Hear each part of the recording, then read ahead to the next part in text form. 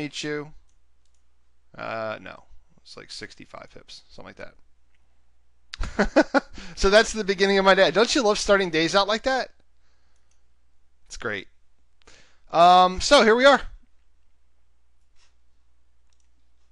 And we have a little bit of a news event where there's a little bit of a Greek bailout approval going on. So naturally, that's a little bit of a spark of, oh yeah, that's the world's fixed. Don't get too hung up on this. I think this is just, we're setting the table for the fall. That's just my opinion though. But I cannot deny, when you just pull up a daily chart and keep things simple, which is always good advice, what do we got here? Got a nice, perfect fib riding the 5, and we're now sort of right at that put up or shut up spot.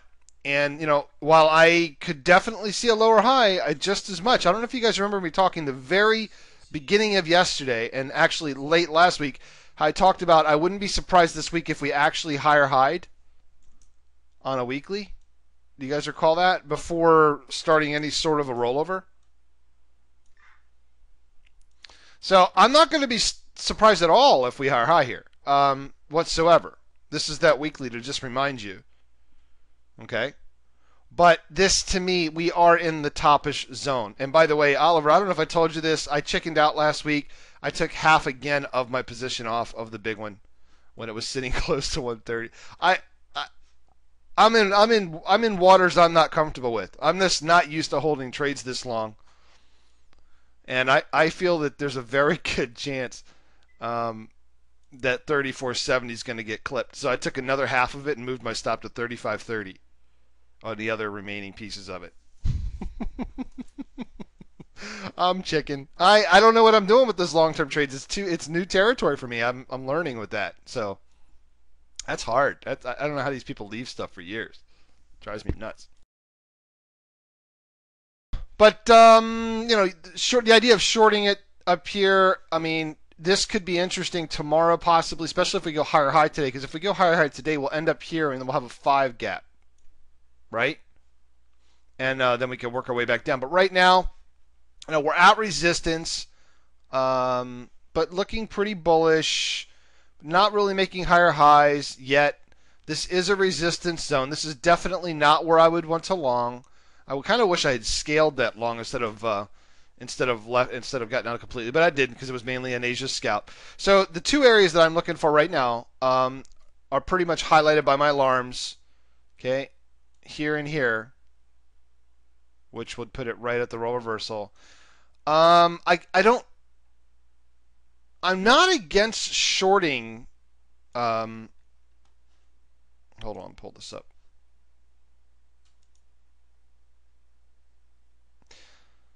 I'm not against shorting a lower high here in the next 20 minutes or so to get down to 32.20 or so. I think that's a possible pre-London trade today. Anybody else?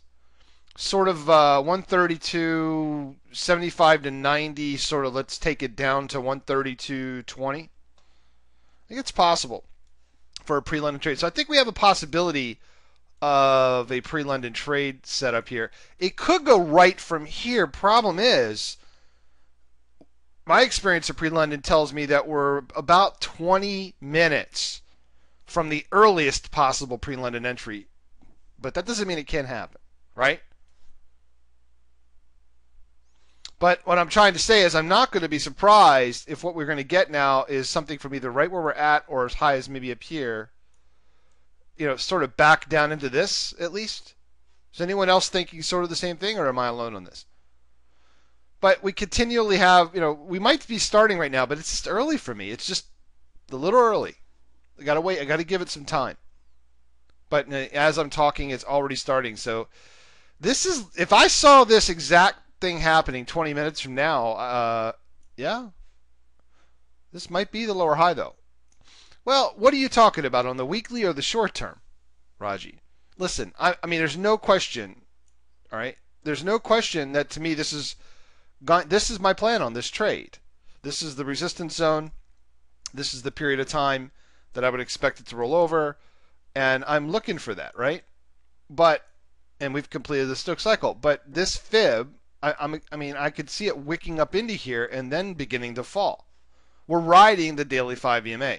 We're continually getting higher low, higher high on some of these charts, but you can't long it there. You know what I'm trying to say. The problem you can get yourself into here is trying to short a long-term chart with short-term time frames. Has everybody ever done that? And you end up fractally getting yourself stuck. No, actually, I don't think we're in an uptrend. We may be in an uptrend on it. It depends what time frame you're saying. Long-term, though, no, we're not.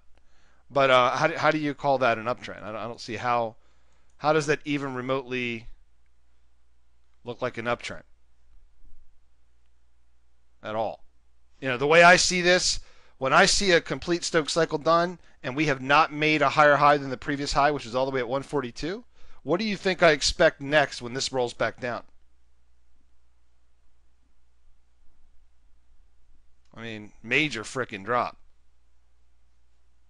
If we were sitting up here at the end of this Stochastic cycle, then we might be looking at a change.